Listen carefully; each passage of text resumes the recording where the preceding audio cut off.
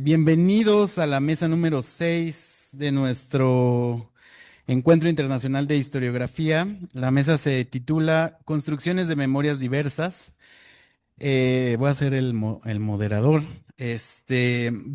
Vamos a comenzar con la ponencia que hacen conjuntamente Maylin Cordero Martínez y Janos Levente Nemeti del Comité Conmemorativo del Holocausto en el Caribe y Seminario Rabínico de la Universidad Judía y que tiene por título Paisaje Inconcluso. Eh, Tenemos 15 minutos, 18 minutos para hacer la exposición. Les pido a todos que nos quedemos limitados bien en el tiempo para que podamos tener un poco de tiempo de diálogo. Entonces, Maylin Cordero, Janos Levente, les doy la palabra. Muchas gracias. Estamos saludando a ustedes desde Hungría de Europa. Aquí hay martes y a la una, y empezaremos nuestra presentación sobre los lugares del olvido y la memoria del Holocausto. Y nuestra presentación un poquito diferente, eh, pero por esta hora.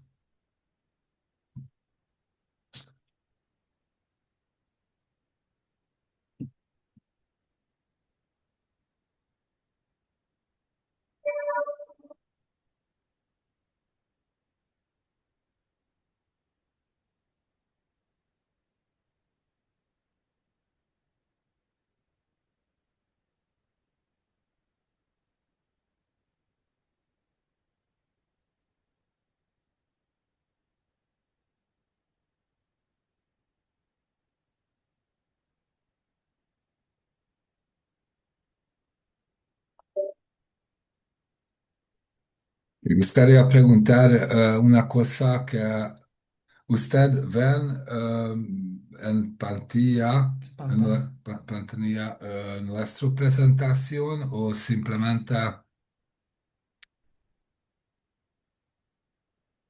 No te entendimos bien. ¿Nos lo podías Que repetir?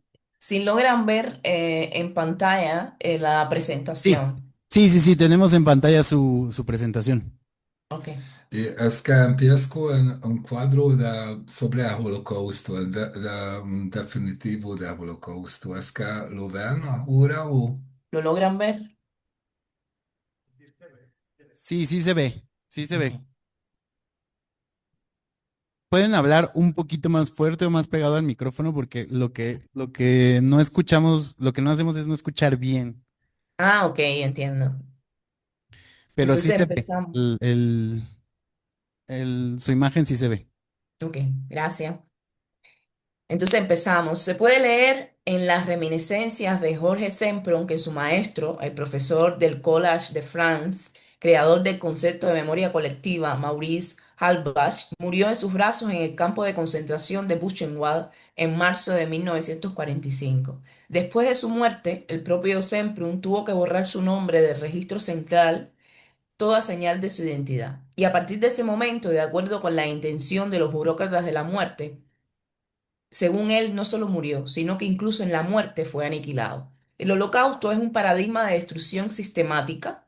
El pueblo judío no fue expulsado por el antisemitismo, el racismo o la xenofobia, sino por la manifestación, la unidad y la expulsión de millones de personas de la existencia humana, tanto de su memoria como de su existencia física.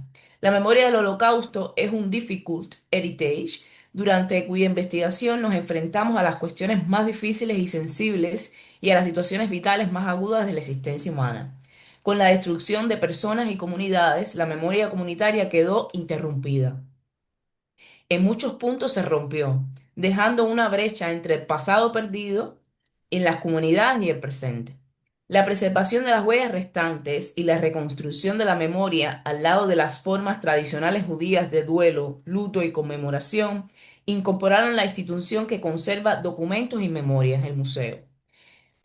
El rabino Irving Greenberg compara el holocausto con la destrucción del segundo templo. Ambos cataclismos históricos resultaron en la formación de una nueva institución judía, sinagogas y museos del Holocausto. Los museos del Holocausto abrieron independientemente de los museos judíos, interpretando el periodo siniestro como un acontecimiento europeo y como parte de la historia general. Este tipo de museo presenta la historia de la destrucción de los judíos europeos y se formó recordando, pero siguiendo el patrón de la historia de otros genocidios modernos. También se construyen museos de la memoria para preservar y llorar a sus víctimas. Los museos también sirven como monumentos. Una de las misiones más importantes es la preservación de la memoria. Al mismo tiempo, con la presentación del museo, la historia del Holocausto se pasa de la memoria grupal a la historia acompañada de un discurso científico y crítico, la cual por un lado puede desvanecerse o sustituir la memoria del grupo. Por otro lado, eleva el holocausto al área de los debates ideológicos históricos, lo que en muchos casos es contrario a ello con la memoria representada por las víctimas. Sin embargo, la memoria museística del holocausto no se limita a la exposición de acontecimientos trágicos, introduciendo e integrando la función de Museo de la Memoria en los diversos museos en el sistema institucional. La incorporación de la memoria del Holocausto al marco histórico-cultural en el canon de la memoria, las demandas recurrentes de exposiciones estimulan el trabajo de los museos y los investigadores. Un ejemplo de esto es el trabajo de Paisaje Inconcluso, que intenta presentar la memoria del Holocausto a través de una poesía de Dan Payis, que fue la que vimos, y de una foto de Eva Gans, que es lo que continúa. La presentación crea así la ilusión de mirar hacia el pasado, inicia al participante en ser un cuasi testigo.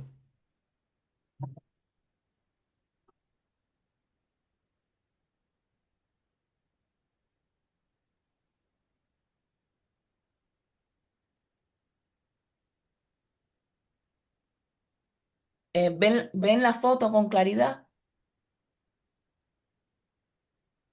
Esta foto que pusimos ahora se nota, se ve bien. Vemos tu presentación, pero vemos más bien la primera de tus slides, donde está el nombre No del ve, no, título de la ponencia. esta foto, ahora sí se ve. Ahora sí, Ok, sí, sí la vemos. ok. La gente está parada frente a un foso. Hombres relativamente bien vestidos, de mediana edad o mayores con chaquetas, algunos de ellos incluso con corbata. Dos de ellos tienen una pala. Debieron haber cavado la depresión que parece una trinchera. Casi todos miran a la cámara. Solo uno de ellos mira fijamente el hoyo. Otro mira fijamente hacia algún lado, como evitando el contacto. Imagen extraña. Extraño y algo inquietante. Es difícil imaginar lo que podrían pasar en la grabación. ¿Por qué están parados alrededor de ese foso? ¿Qué podría tener tan importante en él? La foto original incluye un título en Yiddish: Entierro de los restos de nuestros mártires. Unas cajas de jabón Riff. Se puede leer. El texto solo aumenta la confusión. Este es un funeral extraño. Se pueden leer muchas cosas en la imagen. ¿Por qué los hombres usan sombreros y gorras en un funeral? No es tanto dolor, sino más bien una especie de incertidumbre en sus rostros. Algunos ponen las manos detrás de la espalda, otros agarran sus palas, pero también está el hombre más cercano a la cámara que está parado con las manos en los bolsillos, pero de alguna manera las sostiene de manera tan extraña como si no supiera qué hacer en ese momento. Según la información adjunta a la fotografía, podría haber sido realizada en algún momento entre 1949 y 1951. Además, en Austria, en el campo de refugiados de Hallein. Oficialmente, estas instalaciones se llamaban campos de desplazados, basado en el término persona desplazada. Fueron creados después de la guerra y sirvieron principalmente como alojamiento temporal para antiguos residentes de campos, personas perseguidas y refugiados. En los años siguientes, según la información adjunta a la imagen, la grabación era originalmente propiedad de Eva Gans, quien nació como Eva Weins en 1939 en Budapest, Hungría. Eva Gans poseía docenas de fotografías de la época, muchas de las cuales, además de las familiares, representan la vida cotidiana en el campo de refugiados de Jalén. Las fotografías de grupo muestran a las mujeres con sus hijos en brazos, hombres en un taller de tapicería, niños y niñas que van de viaje. etcétera.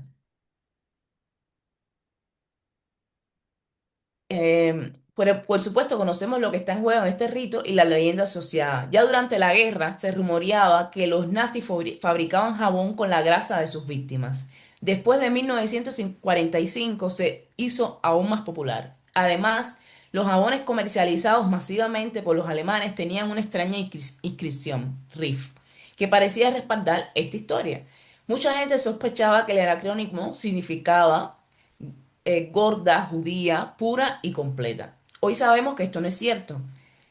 RIF significa Centro Imperial de Distribución de Grasas. Y aunque en la época nazi se llevaron a cabo experimentos en este sentido, concretamente en el Instituto Anatómico de Danzig, la producción de jabón industrial a partir de las víctimas es solo una leyenda. Sin embargo, la gente de aquella época no podía saberlo, y en los primeros años después de la guerra, a menudo ocurría que las víctimas supervivientes recogían y enterraban estos jabones. La prensa húngara también informó de casos similares en enero de 1946. Por ejemplo, tuvo lugar una ceremonia de entierro de jabón en Brazo, y unos meses más tarde se confiscaron jabones de Rif en Budapest para que pudieran ser enterrados misericordiosamente. Podemos encontrar tumbas de jabón de este tipo en varios lugares del país, como en Óbuda o en el cementerio israelita de Pécs. Además, los entierros con jabón no solo son comunes en los países europeos, sino que en todo el mundo. Tales monumentos funerarios sobreviven en Israel, Canadá, Estados Unidos, Cuba, Brasil y Australia. El tema principal de esta foto es la carencia. La carencia que se ha manifestado de muchas maneras en los últimos 80 años. La falta de personas que alguna vez estuvieron vivas y luego fueron arrastradas muertas en la guerra, enviados a campos de concentración y asesinadas allí. La carencia que persiste en los madereros estatales que regresan a sus hogares y quieren recuperar a sus padres, hermanos, apartamentos, propiedades y su vida anterior. El entierro de jabón que aparece en la imagen puede estar relacionado con esta presentación de muchas maneras. Algunas personas intentan dar los ritos finales a sus semejantes muertos, es decir, a lo que al menos creen que queda dentro de ellos, un artículo de utilidad. Quizás sea precisamente esta confusión la que se puede ver en los rostros de los hombres y que no debería haber sido así, no debería ser así ni para destrucción, ni para entierro, ni para conmemoración. Eso sí, ya sabemos lo que ellos no. Las telenovelas nunca fueron personas. Para nosotros, el rito ya no recuerda a los muertos, sino que simboliza la memoria de los muertos. Las tumbas de jabón fueron poco a poco olvidadas y hoy en día a menudo ni siquiera aparecen en las guías turísticas. Los jabones probablemente fueron arrastrados por la lluvia y probablemente no habría nada en su lugar. No se convirtieron en lugares de recuerdo, de hecho, se convirtieron en lugares de olvido. Ya ni siquiera hablamos de ellos porque los negadores del Holocausto utilizan la leyenda para promover su propia visión distorsionada del mundo. Sin embargo, significan mucho. Tal vez el entierro con jabón sea una de las imágenes más dolorosas del Holocausto. Recordar a alguien que no tiene nombre, ni rostro, ni idea de quién es, de quién fue, cómo vivió y exactamente cómo murió.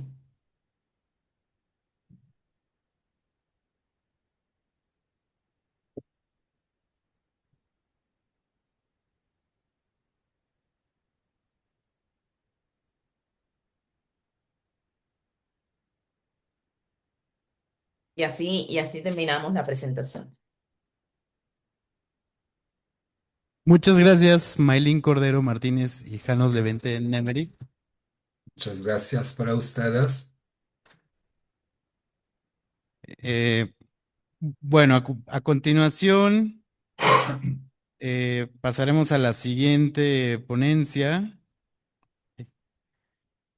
Sí, un segundito, perdón.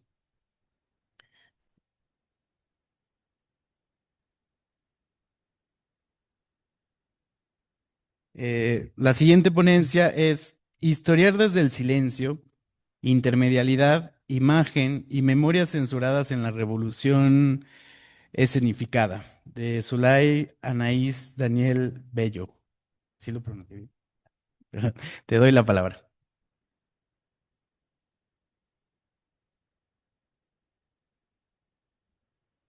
Creo que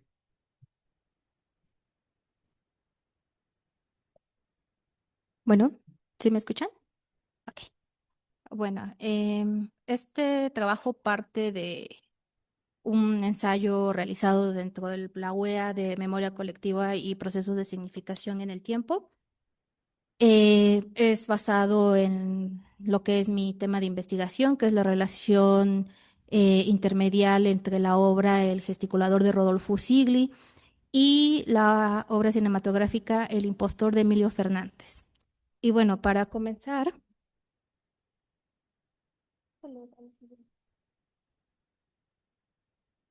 Ah, ok. Ok, quisiera hablar un poco de la obra, un poquito de la introducción y decir que, bueno, en ese sentido, la Revolución Mexicana como acontecimiento histórico ha sido parte de los mitos fundacionales que han conformado la historia de nuestro país. A través de las narrativas, los diferentes relatos y celebraciones, se ha ido conformando una memoria unificada en la sociedad sobre este periodo mediante distintos lenguajes y soportes. Desde las narrativas institucionales hasta las más subversivas y artísticas, la revolución ha sido el puente para la construcción de legitimidades culturales y políticas. No obstante, han existido obras, como he mencionado, que por su impacto, desde los límites existen en el discurso dominante, han cuestionado las formas hegemónicas de este recuerdo institucional y su discurso del pasado. Tal es el caso de la obra El gesticulador, como he mencionado, escrita por Rodolfo Sigli, y su adaptación cinematográfica El impostor, dirigida por Emilio Fernández. Ambas obras muestran una doble crítica. Por un lado, la desmitificación del héroe revolucionario y por otro, la impostura como símbolo del poder revolucionario. Si bien ambos productos culturales se encuentran inscritos en distintos momentos y medios, su abordaje acerca de la revolución es complejo, pues no parte de un pasado heroico, sino de una simulación. Esta crítica, que va más allá de lo narrativo, también se refleja en lo escénico, lo cinematográfico y los silencios como elementos para construir significados. Es así que el teatro y el cine no solo observan como medios de representación, sino como formas de enunciación historiográfica, donde el pasado y su memoria se van reconfigurando, fragmentando, incluso censurando. Es por ello que el objetivo de esta ponencia es crear una reflexión intermedial y historiográfica de cómo estos productos culturales van más allá de los cánones tradicionales y abren nuevas posibilidades de narrativas mediante la escritura, la imagen y también lo que se omite dentro de ellas. A la par, también se parte de la idea de la intermedialidad para entender cómo la escritura y adaptación de un texto teatral a un lenguaje cinematográfico no solo implica un cambio de soporte, sino también un desplazamiento ideológico y estético en la construcción de la memoria. Además, se va a observar cómo el papel de la censura, vista desde una práctica de exclusión y de regulación cultural, funciona como una operación historiográfica que produce archivos de memoria a veces ausentes en la narrativa oficial. Esto se inscribe en relación con los estudios de la memoria colectiva y cultural, así como los enfoques sobre cine, censura, medialidad y remediación. Por eso, para situarnos dentro del abordaje histórico de estas obras, es importante establecer puntos que nos permitan comprender que la memoria no solo es un agente histórico, sino también una parte activa dentro de la producción cultural mediada por los soportes que la transmiten.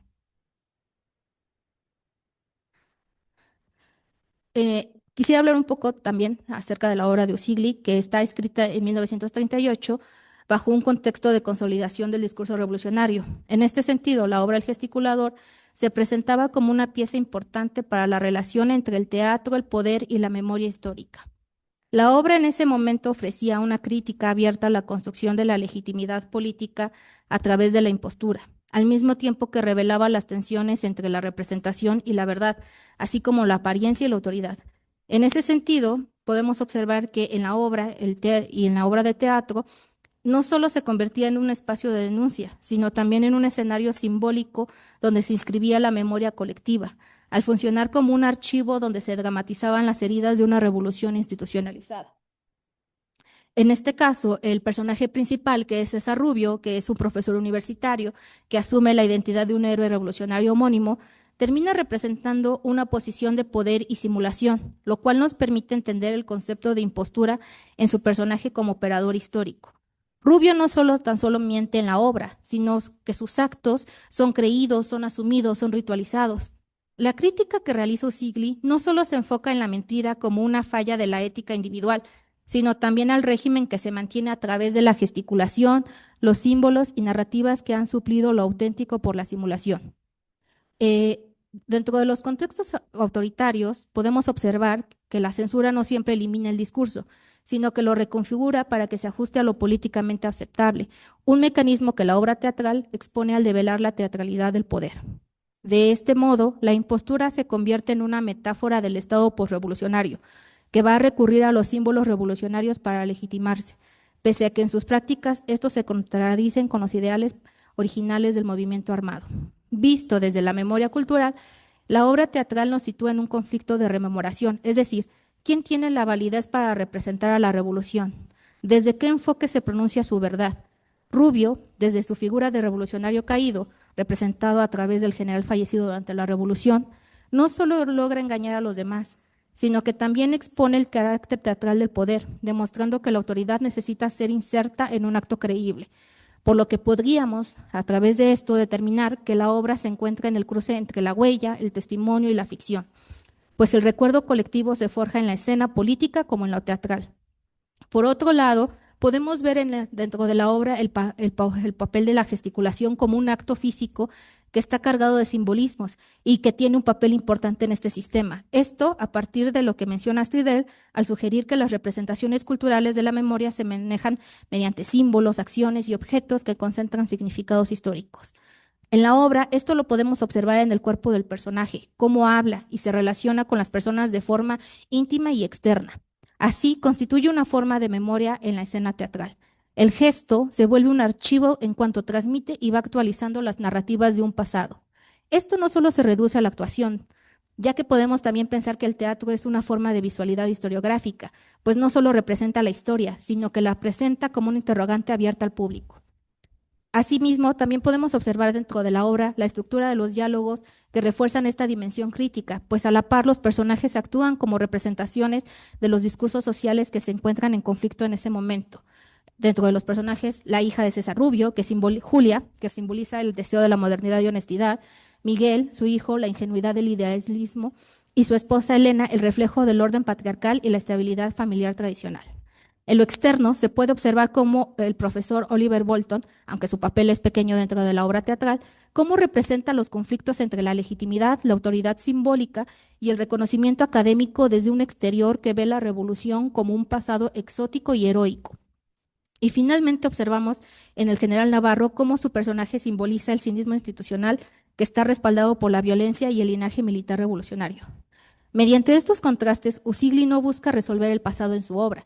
Al contrario, lo problematiza, anticipando las preocupaciones recientes de la memoria como un espacio en disputa. Por último, la obra, que fue censurada y marginada por los circuitos teatrales después de su estreno y años posteriores, resalta su poder político. El gesticulador fue silenciado porque su discurso mostraba los mecanismos del poder en turno, su dependencia al simbolismo y mito revolucionario y la máscara que encubría todos los actos violentos de su sistema. Este silencio, en forma de censura, que se abordará más adelante, se repite en la adaptación cinematográfica del Impostor, donde la crítica se transforma, se fragmenta e incluso se ve absorbida por los mecanismos de censura cultural. A través de la adaptación cinematográfica en el 56 de la obra teatral del Gesticulador, que se llevó con el título del Impostor, Emilio Fernández busca crear un ejemplo de cómo la remediación se va transformando a través del poder, la censura y la reconfiguración simbólica del pasado. A diferencia de la obra teatral, que evidencia la impostura como una forma de desenmascarar los discursos del régimen, esta película muestra una versión fragmentada, ambigua y suavizada del conflicto, resultado de las limitaciones impuestas por las instituciones y las censuras autoimpuestas por el medio en que se desarrolla el cine mexicano de los años 50.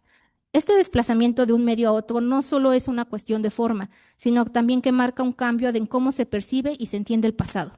Es por eso que, a través de la intermedialidad, entendemos cómo la interacción que existe entre los diferentes medios, como en este caso literatura, teatro y cine, permite analizar cómo el significado de una obra se mantiene fija al transitar de un medio a otro.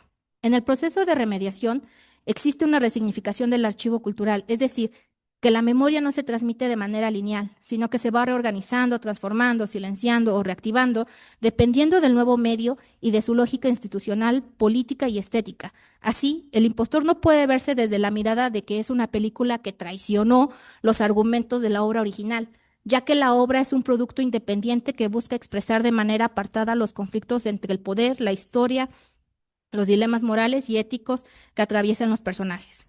Desde lo visual, también podemos observar cómo esta película cambia el enfoque de la palabra escrita al encuadre, del gesto al cuerpo en movimiento.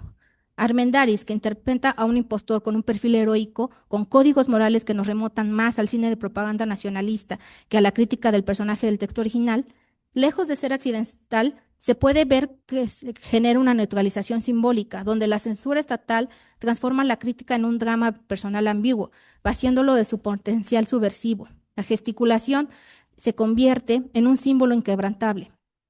En lugar de cuestionar la impostura de Rubio, en El impostor parece que se acepte esta acción como parte de un destino inevitable. Si bien esta reinterpretación surge por decisiones estéticas como de intervenciones institucionales, en especial la censura del Estado mexicano, que eliminaron o suavizaron parte de las escenas subversivas de la narrativa. La censura se muestra como no solo como una supresión completa, sino como una estrategia de neutralización simbólica. Recordemos que en los contextos autoritarios, pues la censura no siempre elimina el discurso, sino que lo va reconfigurando para que se ajuste a lo que considera políticamente aceptable. En el caso de la película que busca realizar una crítica del Estado posrevolucionario, la narrativa se desplaza al drama personal del protagonista, desconectándolo de las condiciones estructurales del poder. Esto vuelve a la película en un objeto de memoria fragmentada, es decir, en una representación visual que insinúa una crítica, pero que la reprime al mismo tiempo. Desde la mirada intermedial, la censura no solo impacta la narrativa, sino a la misma construcción de la memoria. En lugar de tener una narración fluida, se presenta un texto fílmico interrumpido y ambiguo, donde las omisiones, silencios y huecos narrativos funcionan como marcas de lo que no se pudo expresar. En este sentido, podemos decir que El impostor deja ver la presión que existe entre la huella mimética, es decir, lo que dura del pasado, y el olvido inducido que imponen los mecanismos de control cultural, como los propios medios e instituciones. Esta relación entre lo visible e invisible hace que la película se convierta en un objeto remediado, es decir, un documento cultural que da testimonio de lo que se quiso, pero se impidió representar. Bajo estas circunstancias, la figura del impostor adquiere un nuevo sentido. Ya no es el símbolo que busca hacer juicio a la simulación revolucionaria. La película se convierte en un propio tema de reflexión, trascendiendo así a su propia narrativa. La obra cinematográfica se vuelve en sí misma impostora al pretender representar una crítica al poder que tanto oculta su dimensión política más agresiva. Este doble sentido es bien importante para comprender el sitio que ocupa El impostor en el cine nacional, pues ya que fue una película censurada, marginada y exhibida años después, y que es leída desde el presente como parte de un archivo fílmico que interroga a la memoria desde la ausencia. El impostor, por tanto, no solo busca remediar una obra anterior como lo es El gesticulador, sino que también rememora una memoria incómoda. La película se vuelve un documento visual que, aunque controlado por el Estado y las instituciones, conserva de forma fragmentada una crítica latente. El encuadre, los gestos, el montaje, no solo transmiten lo que el poder quería mostrar, sino también preservan lo que el poder quiso olvidar. Bajo este contexto del periodo de censura, esta no se debe de entender como una herramienta de control político-moral, sino como una forma de regulación cultural que afectó la memoria, la visibilidad y la forma en que se construyó el sentido histórico. No se trata de suprimir discursos, pues la censura también organizó lo que se debe decir, estableció jerarquías en la representación y delimitó lo que se puede o no ser parte de un archivo cultural establecido. Para el caso de la película El impostor, la censura tuvo un impacto en lo narrativo como en lo institucional, que terminó por modificar la estructura de la cinta y condicionó su exhibición, distribución y recepción. Este proceso de intervención hace que se vuelva un archivo herido que comunica lo que pudo y lo que no se permitió mostrar. Desde una mirada historiográfica, podemos decir que la censura funciona como una forma de historiografía negativa, es decir, que en lugar de ofrecer un relato directo del pasado, lo va organizando desde la ausencia, la omisión y la reconfiguración estética. La idea de memoria no puede separarse del olvido, pues ambos se constituyen entre sí. La memoria colectiva no solo es el cúmulo de recuerdos de una sociedad, sino de un espacio de conflicto donde la omisión y el silencio se vuelven formas de planteamientos históricos. De este modo, la censura puede comprenderse como parte de una política activa del olvido, que al silenciar ciertas voces va reescribiendo la historia desde las ausencias. Este documento transgredido, desde su origen textual, teatral y cinematográfico, refleja en su narrativa cómo su historia, especialmente con El impostor, cómo esta obra fue postergada, exhibida de manera marginal y omitida por años en la historia del cine mexicano. Estos vacíos nos invitan también a pensar en el archivo no solo como un simple depósito, sino como un espacio de intervención en donde el quehacer historiográfico permite leer desde el fragmento y lo ausente, desde lo que ha sido silenciado. En este contexto, el cine censurado no solo da testimonio de un archivo negado, sino que también documenta la misma negación, es decir, lo que no está, también está. La obra teatral y cinematográfica bajo este esquema bien pueden ser manejados como obras no gratas o indeseables del Estado, pero no por eso dejan de ser relevantes al tratar de inscribirse como una memoria crítica de la revolución. Su censura no borra lo existente ni la obra, al contrario, la convierte en estos productos en un documento de archivo ausente, en un producto cultural que nos lleva a una lectura desde un montaje interrumpido, un silencio cargado y una huella residual. La reflexión acerca de la censura en El impostor no solo nos ayuda también a entender un caso especial de control estatal sobre el cine, sino que también nos permite repensar sobre las formas en cómo la historia, la memoria y el poder se entrecruzan en el campo de la representación visual. La censura no cierra el archivo, lo abre desde otras miradas, obligándonos a ver los vacíos, cortes y omisiones no solo como espacios desocupados, sino como una enunciación histórica. En este sentido, el papel de la historiografía forma parte de la escritura, de una manera de ver hacia el pasado a través de los silencios que lo configuran. Eh, es decir, que pues, en suma, a través de estas obras, como las obras del gesticulador y el impostor, hemos permitido comprender lo historiográfico va más allá de lo académico y de las narrativas escritas. También se puede emerger de las formas estéticas, escénicas y visuales que están conectadas con la memoria cultural. En estas obras, el teatro y el cine se convierten en soportes materiales para expresar la historia donde se manejan cuestiones sobre el sentido del pasado, la representación del trauma y la legitimidad del poder mediante lenguajes no convencionales. Así, estos se convierten en medios para conectar una crítica al discurso oficialista sobre la Revolución Mexicana. En el caso del gesticulador se denuncia la simulación institucional desde la dramatización del poder y la exposición de sus engaños. A través de la figura del impostor, la obra presenta los conflictos entre la memoria, legitimación, verdad y representación. En El impostor, por otro lado, se convierte este gesto en una narrativa ambigua llena de silencios, omisiones y fragmentos. Aquí la censura funciona como una fuerza que no cancela del todo, sino que genera nuevas formas de expresión, obligándonos a leer la obra desde el vacío, desde el archivo ausente. En suma, estas obras y sus procesos muestran que la expresión artística puede transformarse en un gesto historiográfico cuando se desafían las formas dominantes de narrar el pasado. Desde esta mirada, el teatro y el cine no solo evocan a la revolución, sino que la cuestiona, remediatiza y desestabiliza, ofreciendo a la historiografía herramientas para reflexionar sobre la memoria, lo que se dice y silencia, lo visible y lo oculto, entre el archivo y su fractura. Es decir, que historiar desde el silencio es entonces reconocer que lo ausente tiene voz, que el fragmento también inscribe y que los márgenes de representación, como son la censura, la remediación y la omisión, no son como tal límites, son más bien espacios donde se puede reabrir el sentido del pasado. Muchísimas gracias, Zuley. Ahora vamos a pasar a la siguiente ponencia de Ernesto Chávez, titulada No todos eran rojos, historia intelectual de la generación de los economistas del exilio republicano español en México, 1941-1989. Ernesto Chávez es licenciado en Historia por la Facultad de Filosofía y Letras de la UNAM y actualmente cursa la maestría de Historia Internacional en el Centro de Investigaciones y Docencia Económica, CIDE. Durante su formación de licenciatura participó en el proyecto PAPIT de la UNAM Dinámicas del Exilio, desarrollado en el Centro de Investigaciones sobre América Latina y el Caribe, donde se enfocó en el análisis de la historia económica del exilio republicano español en México.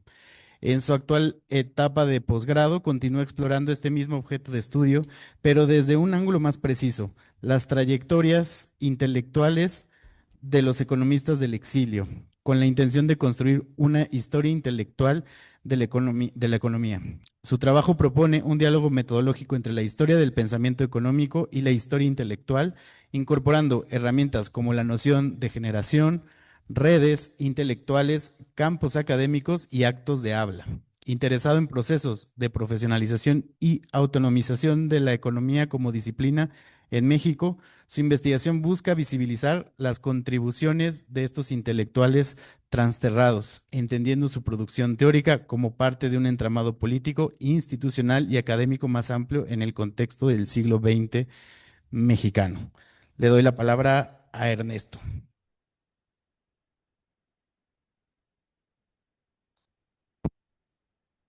Bueno, me escuchan muy bien. Primero quiero agradecer al comité organizador por aceptar mi ponencia. También quiero destacar el capital académico en la teoría bordudiana que presenta exponer esto en la UAM Azcapotzalco, la fundadora del Centro de Investigación y Docencia Económicas, la economista republicana española catalana Trinidad Martínez Tarragó. Después de haber sido directora general del CIDE, vino a robustecer la economía como campo autónomo en la UAM Azcapotzalco y dio clases en la maestría de economía aquí y fue profesora emérita de la UAM Azcapotzalco. Entonces, todos los caminos llevan a Roma o en la academia al exilio republicano español. ¿Alguno de los presentes se considera o ha dialogado con algún humanista digital? No se preocupen, yo tampoco había hecho eso.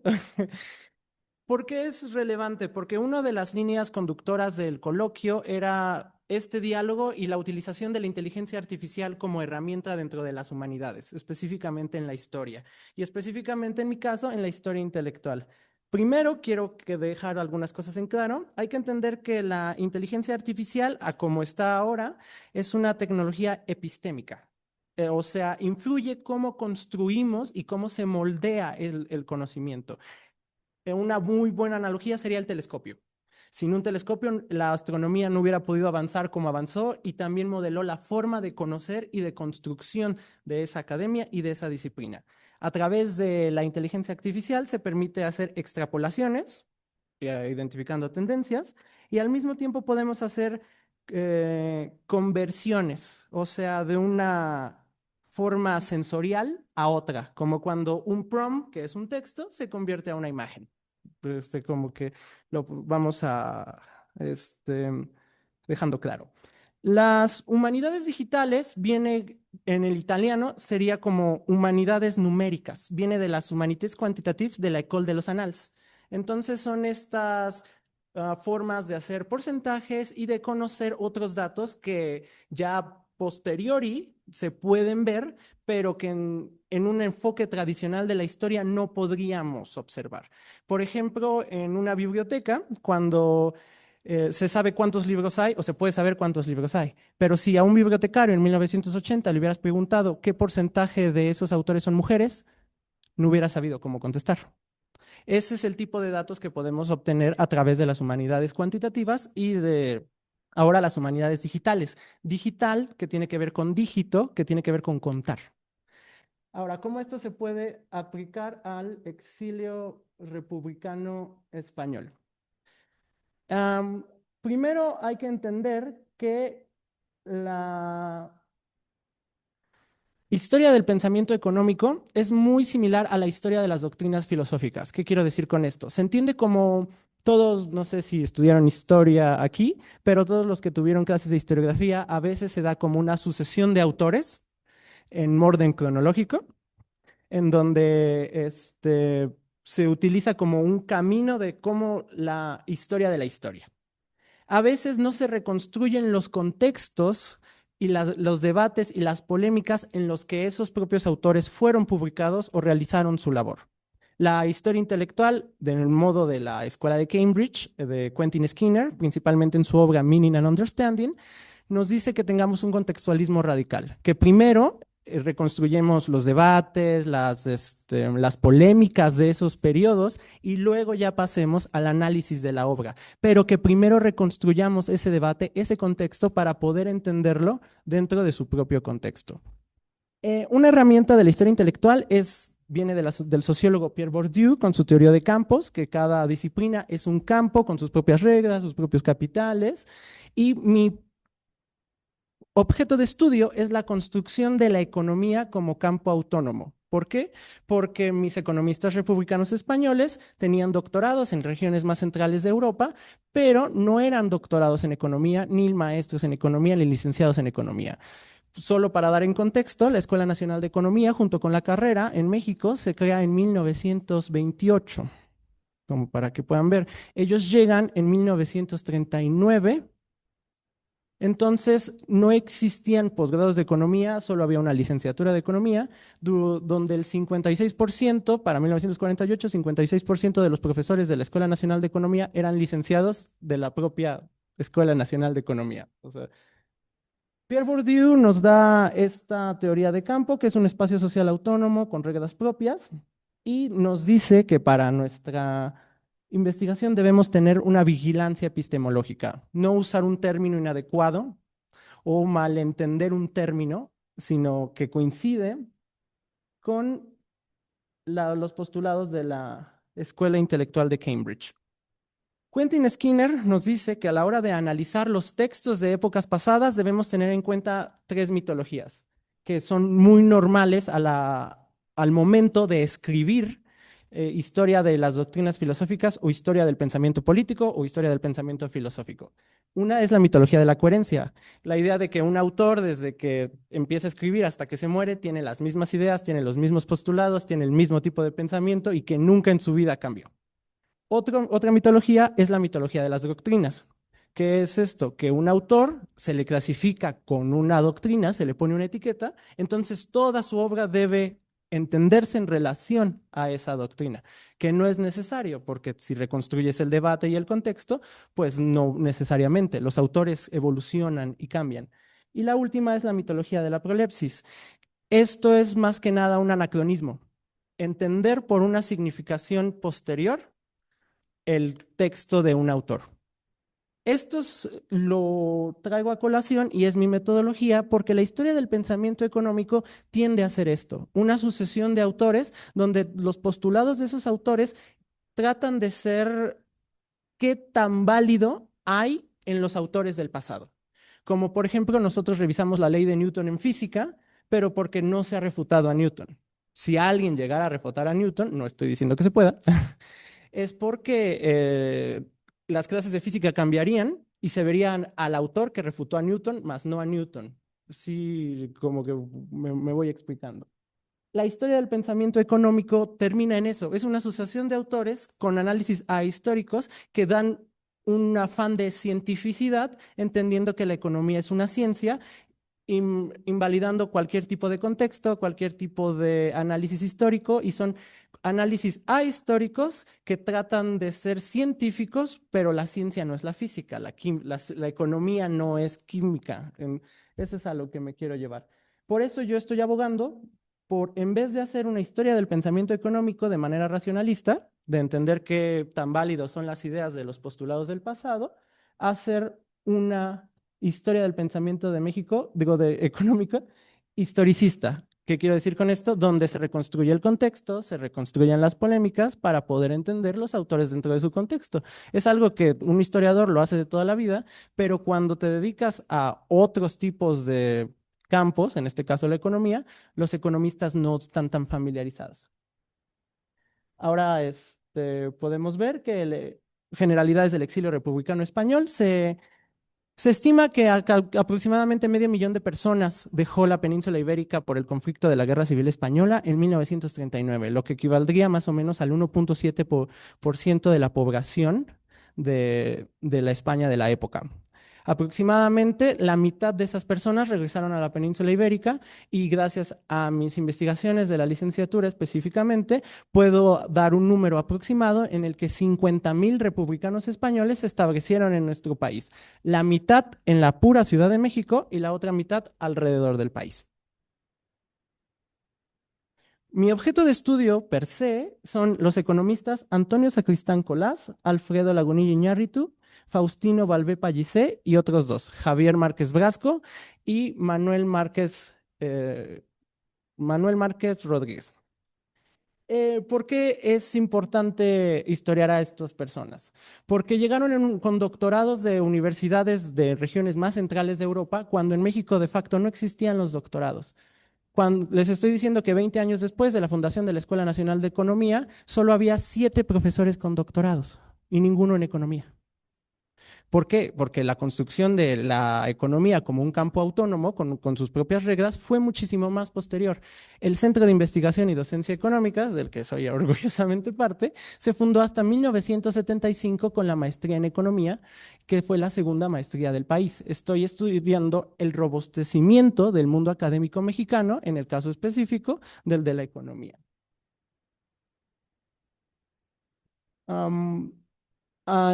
¿Cuál es el contexto en el que se insertan estos economistas republicanos españoles aquí para poder entender sus obras, o como les dice Quentin Skinner, actos de Abra, dentro del contexto en el que ellos lo escriben?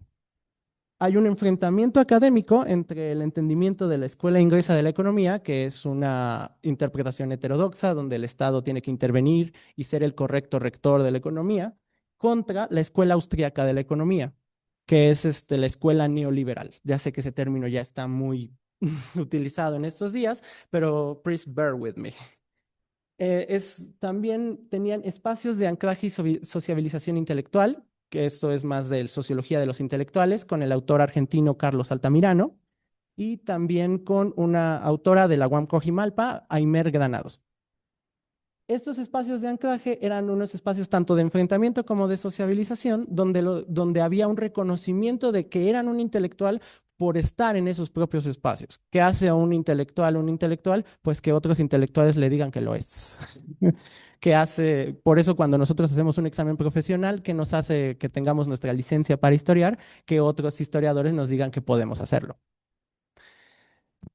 Esos espacios eran congresos de banqueros, la propia UNAM y un espacio intelectual en forma, esto es muy de la historia intelectual, las revistas, la revista El Economista, muy de corta vida, la revista Investigación Económica, que no puse aquí, y la revista del Fondo de Cultura Económica, El Trimestre Económico. Y tuvieron fuerte oposición política, esto ya es más amplio dependiendo del contexto del exilio republicano español, pero Manuel Gómez Morín se oponía a sangre y fuego a la recepción de los republicanos españoles porque era México un país de 200,000 desempleados, 300,000 desempleados y cómo le íbamos a dar trabajo a 50,000 personas. ¿Cuál es la gran diferencia del exilio republicano español? Los restos del gobierno de la República traían los fondos del gobierno de la República que se invirtieron en México. ¿Y por qué es tan importante reconstruir este contexto? Porque cuando llega Antonio Sacristán Colás a México, se le entrega literalmente la redacción de la Ley de las Instituciones de Crédito de 1941.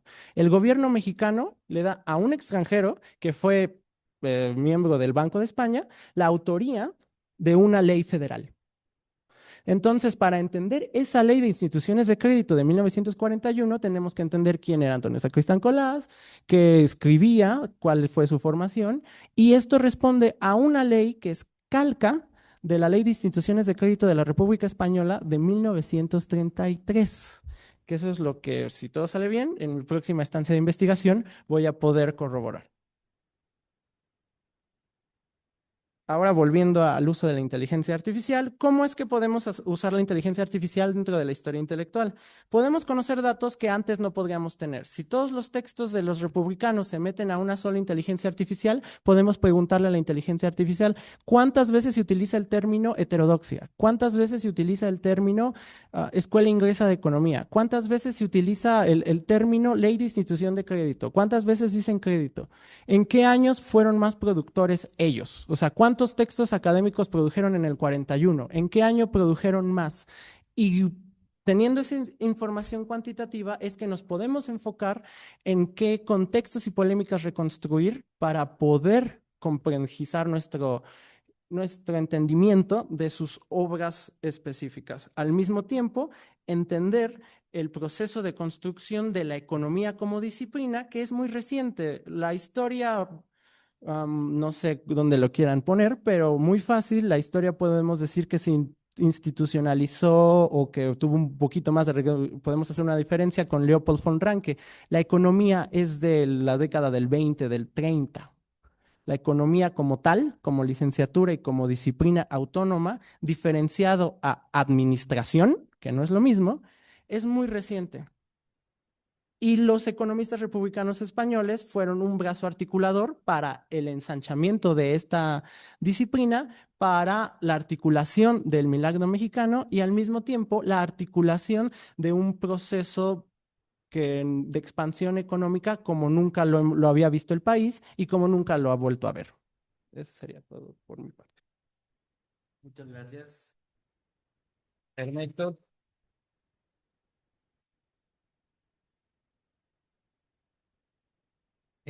A continuación pasamos con la última ponencia de la mesa, que es a la distancia.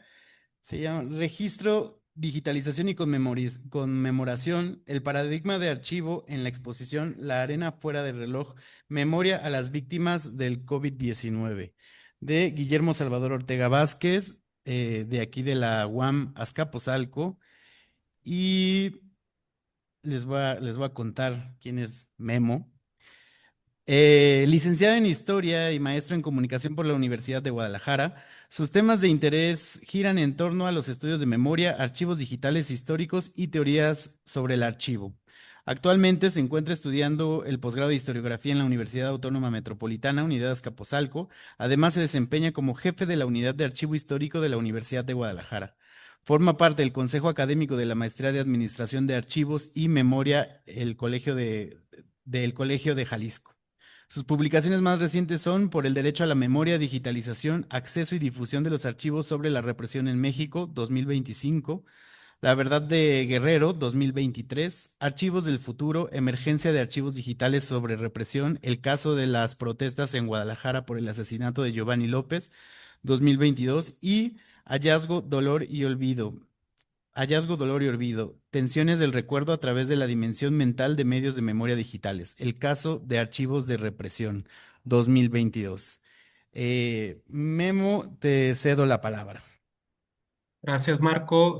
Un saludo a todos y a todas las personas que están por allá y a quienes nos siguen de manera virtual. Como ya lo mencionabas, el día de hoy trataré de compartir algunos avances de una investigación que estoy realizando sobre una exposición que tiene como temática principal la construcción de un memorial digital dedicado a las víctimas del COVID-19. Ya estoy compartiendo pantalla. Voy a permitirme comenzar a leer. En el contexto de la pandemia de COVID-2019 y ante la tragedia que multiplicaba el número de decesos a nivel global, en diferentes latitudes se repetía un escenario que agudizaba el dolor de los familiares de las víctimas.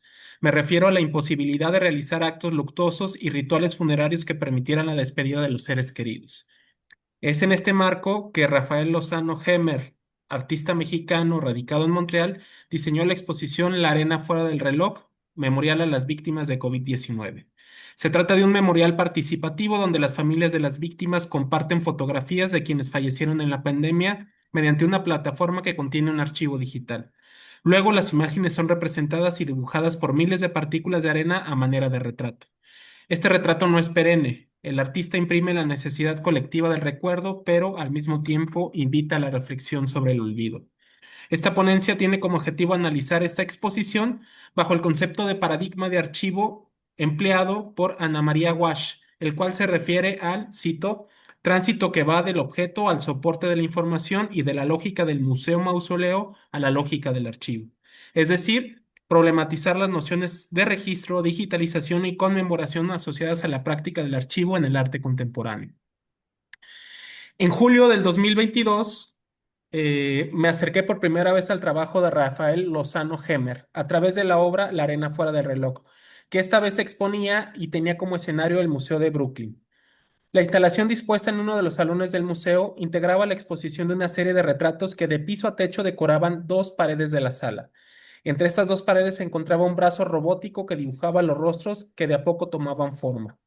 El brazo metálico, a manera de plotter, deposita en una plataforma negra los granos de arena de reloj, los cuales recrean el retrato de las víctimas del COVID-19. Dibujar con arena cada una de las imágenes lleva alrededor de 30 minutos. Tras cada dibujo, la plataforma se inclina automáticamente y la gravedad retira lentamente la imagen y se recupera la arena para crear otro retrato. Durante el proceso de dibujo se realiza el registro audiovisual del trazado de la arena del reloj, desde su inicio hasta el momento en el que la arena desaparece de la plataforma y reinicia un nuevo dibujo. Los retratos dispuestos en los muros son el resultado de la digitalización e impresión de un fragmento del registro audiovisual. El espectador recorre la sala, interactúa con los materiales, medios audiovisuales, imágenes y máquinas que configuran el arte e instalación de un espacio dedicado a la conmemoración y a la reflexión sobre la experiencia temporal. Para Cuauhtémoc Medina, esta obra tiene como objetivo, cito, ser un memorial plenamente tangible. En tiempo real asistimos a la creación de un rostro trazado en la arena, ese medio que marca tanto paso del tiempo como nuestra propia materialidad. En cuanto al autor, Rafael Lozano Hemer es un artista electrónico, nacido en México en 1967 y con residencia actual en Canadá. Desarrolla instalaciones interactivas que están en la intersección entre la arquitectura y el arte performance. Su interés principal es crear plataformas de participación pública integrando una variedad de tecnologías. Entre sus trabajos y exposiciones puedo destacar Memoria atmosférica y Presencia inestable. En ambas, el autor explora la investigación y experimentación de materiales y tecnologías asociadas a la materialización de la memoria y el espacio público. En los catálogos que dan a conocer su obra se refieren a los proyectos del artista a partir de su raíz creativa arquitectónica, en los cuales, por medio de la robótica, cito, de proyecciones, sonidos, conexiones de Internet y teléfonos móviles, sensores y otros dispositivos, sus instalaciones crean antimonumentos de agenciación alienígena. Sobre el término de antimonumento se ampliará su análisis más adelante. Para el caso que nos atañe en este trabajo, se buscará ahondar en la práctica de archivo que se implementa en su obra. Sobre el paradigma de archivo, anteriormente se describió de manera general las características de la exposición La Arena fuera del reloj, instalación expuesta en el Museo de Brooklyn y que supone la construcción simbólica de un ritual funerario para las víctimas de COVID-19. Sin embargo, el proyecto artístico supone diferentes niveles de participación y circulación de la instalación. A través del sitio web, Lozano Hemer reunió los retratos de personas que murieron debido a al COVID-19. Así se invitó a familiares y amigos a enviar fotografías de sus seres queridos, acompañadas de una dedicatoria personalizada a través de esta plataforma. Estas fotografías serían utilizadas para incorporarlas a los ejercicios de dibujo e impresión que se realizaban en las exposiciones. Es justamente en este proceso el que se analizará la puesta en práctica del paradigma de archivo a través de las tareas de registro, digitalización y conmemoración dispuesta en el proyecto archivístico. Por paradigma de archivo, entiendo la construcción de una categoría historiográfica que organiza la producción artística de las vanguardias. Para Ana María Walsh, el arte de las primeras vanguardias se analiza bajo tres paradigmas distintos. El de la obra única, representada por el cubismo, el del objeto artístico múltiple, que define al dadaísmo y al surrealismo, y por último, el paradigma de archivo, que concentra el trabajo de artistas visuales que se han valido del archivo para registrar, coleccionar, almacenar o crear imágenes que, archivadas, han devenido en inventarios, catálogos, atlas o álbumes. En este paradigma archivístico resulta imprescindible que se distinga entre las tareas de almacenamiento y colección de la práctica de archivar. Ana María Walsh refiere que para establecer las diferencias entre estas tareas es necesario atribuir la acción de asignar a los trabajos de almacenar y coleccionar, mientras que la tarea de consignar, término previamente utilizado por Derrida para explicar la genealogía del archivo, es asociada al trabajo de archivar. La consignación implica entonces la coordinación de un corpus documental, así como los procesos de registro, identificación, clasificación y organización de los elementos seleccionados. Los aportes descritos por Ana María Walsh en el campo del archivo van más allá de la historia del arte y el análisis de las vanguardias. Desde mi perspectiva, su comparación del archivo como dispositivo narrativo, visual y burocrático se comprende como parte de un campo de conversación conceptual propia del giro archivístico. Las perspectivas recientes sobre el archivo que reconfiguran las prácticas y epistemologías científicas hacia finales del siglo pasado dieron lugar a lo que se conoce como este giro archivístico, material y ontológico.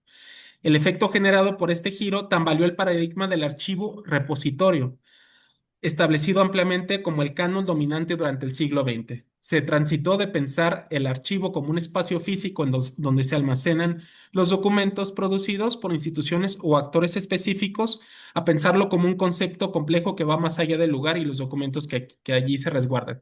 Y aquí me refiero a esta presentación anterior que tuvimos donde se expone la obra de Usigle y donde hay esta aproximación al archivo desde esta nueva perspectiva, ¿no? Tanto el paradigma de archivo como el del giro archivístico suman las consideraciones sobre el estudio de la práctica de archivo que ya no está anquilosada a la simple materialidad del repositorio. Por el contrario, exploran las diferentes narrativas, en este caso visuales, que se construyen en los archivos, incluso más allá de los propios archivos. Este es el caso de la obra La arena fuera del reloj, Memorial de las Víctimas de COVID-19, que a través de su instalación y registro abre la posibilidad de involucrar el archivo como parte del sentido mnemónico y la experiencia temporal que acompaña la exposición. El ejercicio de consignación que acompaña y constituye a esta obra puede desplegarse en tres fases de la elaboración del proyecto. En primera instancia, el ejercicio de registro y organización de los retratos que son enviados a la plataforma digital y que son dispuestos para su intervención.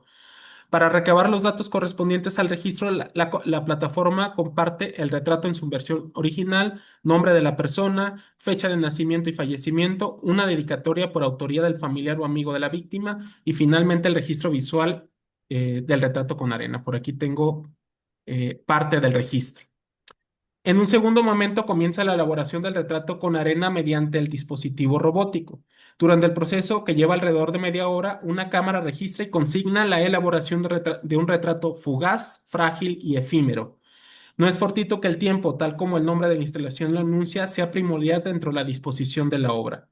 Los familiares observarán durante 30 minutos, ahí se alcanza a ver el brazo robótico, observando durante 30 minutos la realización del dibujo. Esta es una ventana de tiempo que permite circunscribir la experiencia temporal al recuerdo de la persona que ya no está. Temporalidad donde la ausencia se consigna en presencia. Este periodo da forma a la experiencia temporal y visual del ritual funerario, acto imposibilitado dentro del contexto luctuoso marcado por el periodo de pandemia. En esta fase se destaca, en esta segunda fase, el registro audiovisual que se realiza del retrato y que se expone en la instalación.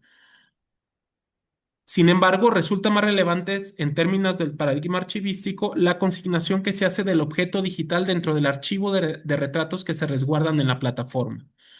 Los más de 1000 retratos que hasta el día de hoy se han enviado al proyecto están organizados y dispuestos en un archivo digital. El archivo digital materializa el corpus organizado y articulado que dota de sentido a la exposición. Se trata de una configuración de retratos e información que consigna la noción de archivo y la memoria dispuesta como un documento y un monumento. Es decir, los retratos efímeros se convierten en suplementos mnemónicos que consignan el acto de recordar.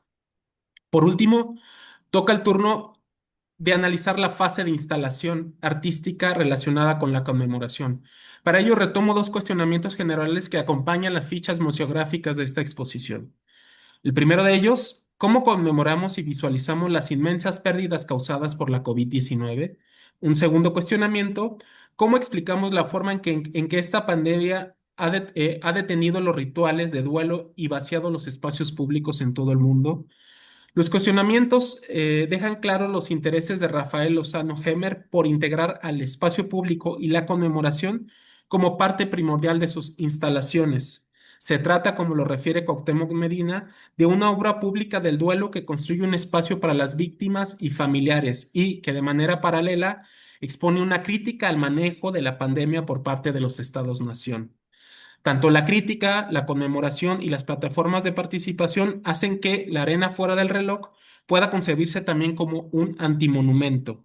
Las instalaciones de Lozano Germen no valoran una figura ideal ni inmortalizan narrativas históricas en torno a la raza y la nación, sino que asumen fugaces y casi inmateriales, asumen formas fugaces y casi inmateriales que solo existen a través de la participación pública.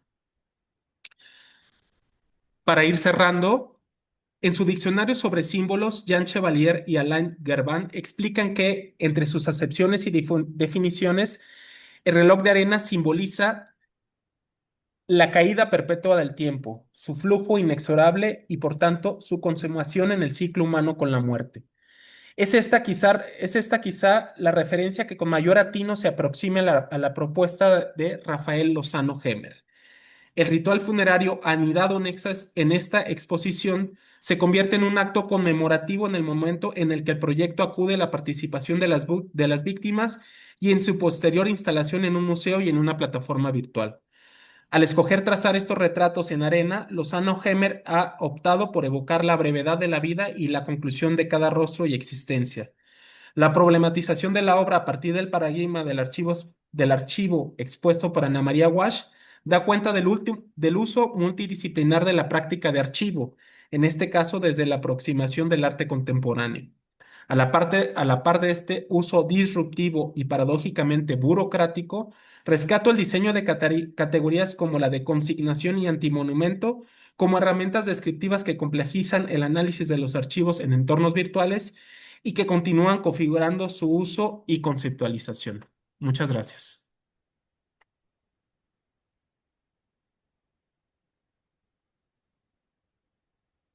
Muchas gracias, Memo. Muchas gracias a todos los de la mesa. Vamos a, tenemos un ratito para poder discutir. Vamos a abrir el micrófono si alguien quiere preguntar, comentar, quejarse, enojarse.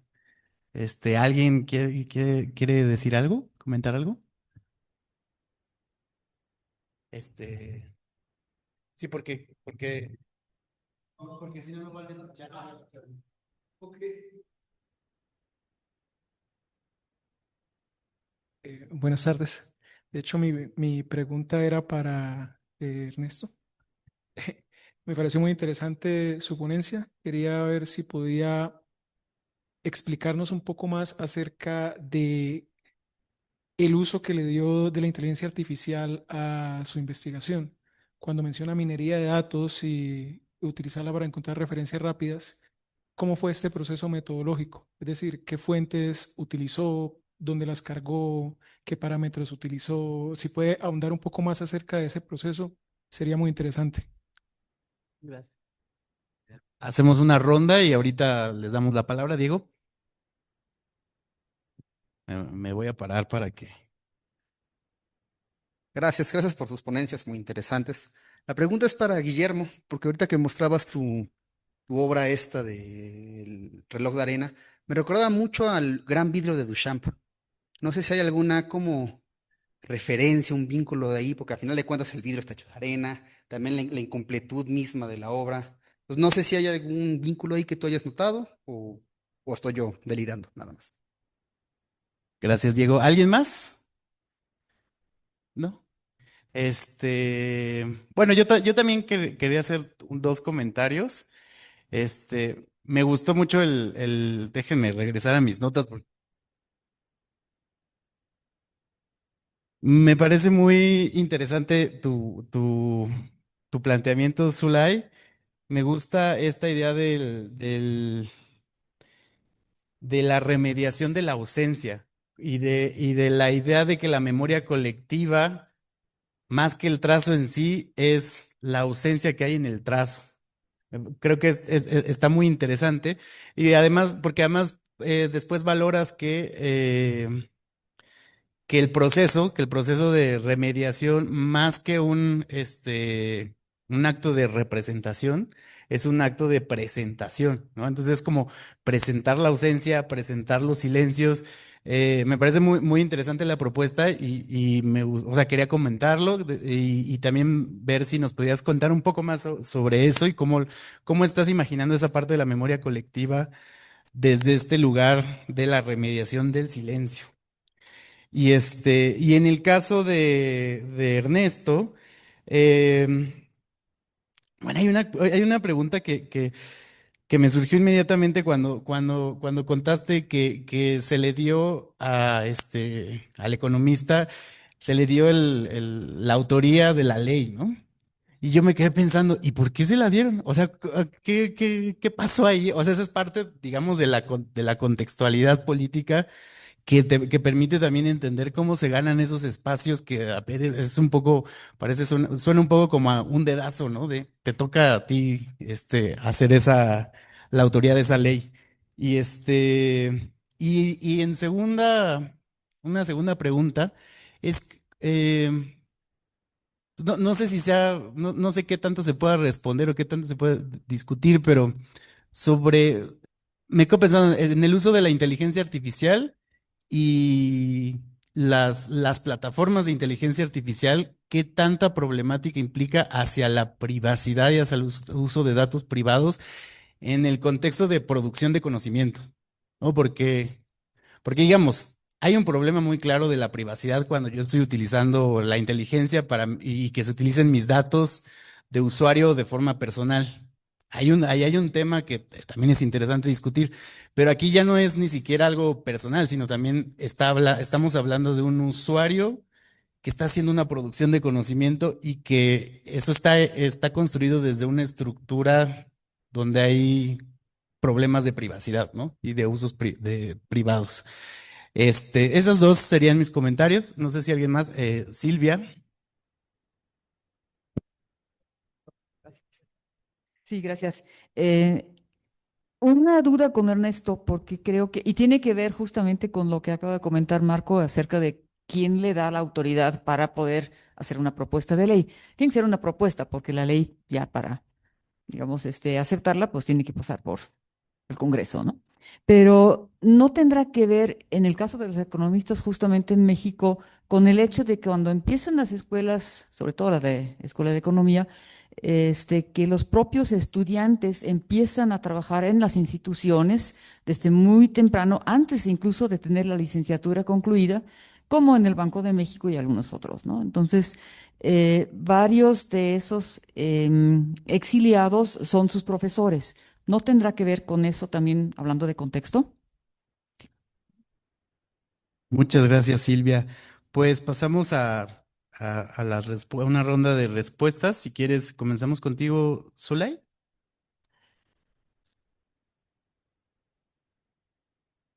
Bueno, hablando un poco acerca de cómo se crea esta ausencia del trazo a través de la remediación de la ausencia y que cómo imagino la memoria colectiva desde el silencio. Creo que es necesario entender que durante este periodo que estoy trabajando, que va un poquito antes de 1938, que es la publicación del gesticulador, hasta 1960, que es la exhibición de El Impostor, hay una falta de información de ambas obras. Si bien la obra de Usigli es conocida y se ha trabajado extensamente desde el teatro y la literatura, creo que desde la historiografía no se le ha dado el peso que merece, justamente porque estas dos disciplinas lo han abordado más. Y bueno, para eso es importante, bueno, dentro de la investigación yo lo veo es salirse del redil, ¿no? Es decir, ver más allá para llenar, no con desde la ficcionalidad esos vacíos, o desde la narrativa, sino ver lo que no está y trabajar desde ahí, ¿no? Si bien no encuentras información, bueno, ¿por qué no encuentras esa información? ¿No? ¿Qué es lo que omiten? ¿Por qué no existe esa información? En el caso de la película del impostor, es una película hasta cierto punto, pues, olvidada de toda la filmografía de Fernández, porque su, las investigaciones que han girado en torno a él siempre es de la época de los 40, donde son sus obras máximas, o ya es dentro del ocaso de su filmografía, dentro de los 60 o dentro de los 70. Y en este caso, la década de los 50 queda un vacío.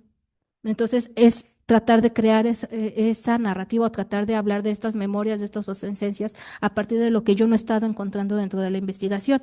Y, por ejemplo, ver más, también más allá, también analizando las narrativas que se crean dentro de la obra literaria y que es teatral a la cinematográfica, cuál es la diferencia y no tratar hasta cierto punto de decir, ay, es que el impostor es la copia barata de la obra teatral, sino verla desde otra mirada, siendo que es otra obra acorde a su contexto y su representación a partir de su propio presente. Es un poco más o menos lo que he estado observando. Muchas gracias, Zulay. Eh, Ernesto, pues nos falta Ernesto y Memo, nada más para que nos acotemos al tiempo, porque a las 6:30 tenemos todavía el último evento, pero te doy la palabra, Ernesto. Bueno, gracias. En el uso de la inteligencia artificial, primero tienes que construir tu corpus de texto. Todos construimos nuestro objeto de estudio y es algo que se va construyendo con el tiempo, claro. En mi caso eran sus actos de Abra, o sea, un texto dentro de un contexto en específico. Esos actos de Abra eran sus artículos en la revista Trimestre Económico, la revista Investigación Económica y la revista del Economista. El Economista estaba en la Hemeroteca Nacional, custodiada por la UNAM, y la Investigación Económica y Trimestre Económico estaba todo disponible digitalizado en JSTOR, en PDF. Con cualquier cuenta de una institución puedes descargarlo. Entonces eso constituyó mi corpus principal. Existen varias inteligencias artificiales que son específicas, no uses una para todo, eso es lo que el consejo que les doy. Gemini es la que puedo decir que es la menos eficiente. ChatGPT, lo que podrías haber entendido con el modelo 4, nada que ver con el modelo 5.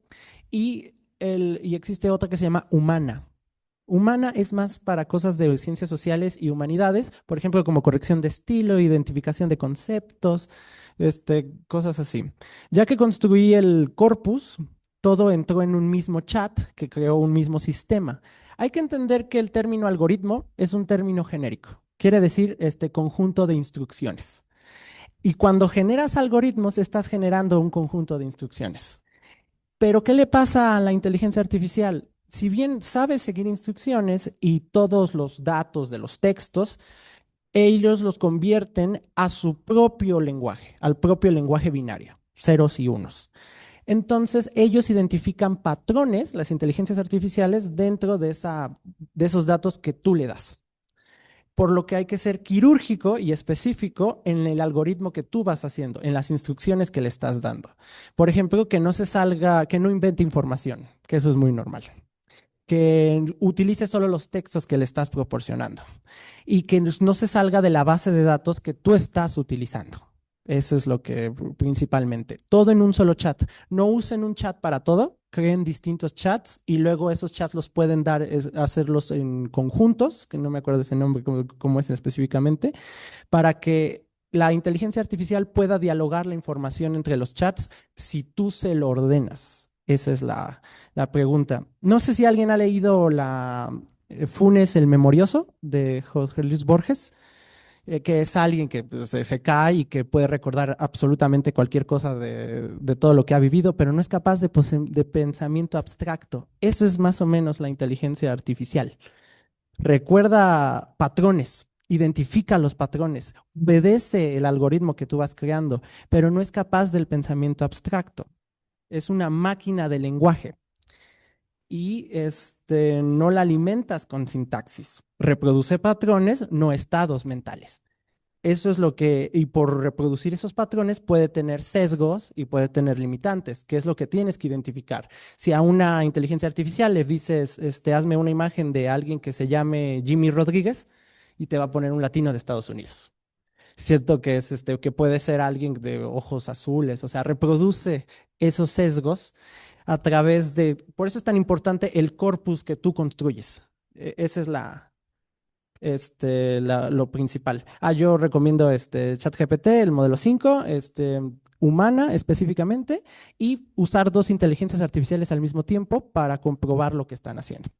Ahora, already said that, volviendo al caso específico de Antonio Sacristán y la ley de crédito, lo que pasa es que ellos empiezan a llegar en 1939, 1940. La segunda oleada del exilio republicano español se da después de la Segunda Guerra Mundial en el 47.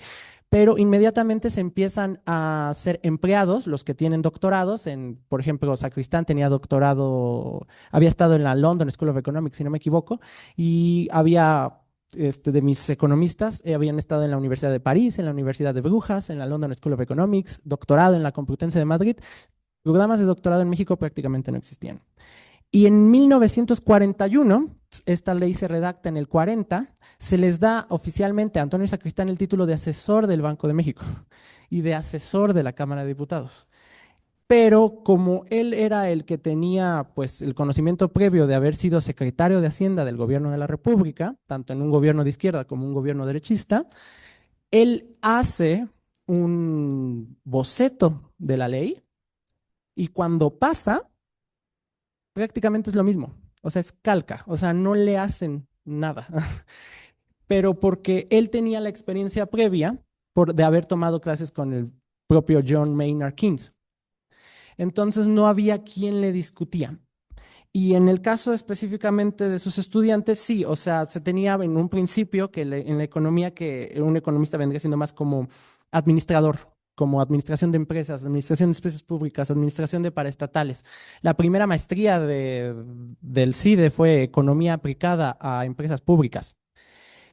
Entonces, cuando ya tienes temas abstractos de crédito y de cómo vas a dar vas a crear este marco legal en donde se van a desarrollar, no había prácticamente otros referentes. Estamos hablando que el secretario de Hacienda de esa época no tenía licenciatura. Estamos hablando que el presidente el director de la Escuela Nacional de Economía nada más era licenciado en Derecho con especialización en Economía. Entonces, estos espacios de agencia y de anclaje y sociabilización intelectual fueron muy buenos para ellos y construyeron su proyección y crearon escuela porque inauguraron muchas cosas y por eso 20 años después, cuando ya se robustece el mundo académico mexicano, hay un desfase, hay un desplace, como por ejemplo Víctor Eliurquidi, presidente del Colmex, que prácticamente creó todo lo que hay de economía en el Colegio de México, no consideraba a los economistas republicanos españoles como economistas. ¿Por qué? Porque no habían estudiado economía propiamente y él tenía licenciatura en economía en la London School of Economics. En este proceso inicial de los años 40 fue más que nada por el hueco que había en esos espacios y que el gobierno de Cárdenas les dio mucha proyección y les dio la nacionalidad mexicana. Gracias. Gracias, Ernesto. Y para finalizar, Memo, por favor, te rogamos un poco de brevedad, Sí, no, pero seré muy breve. Gracias por gracias. la pregunta, Diego.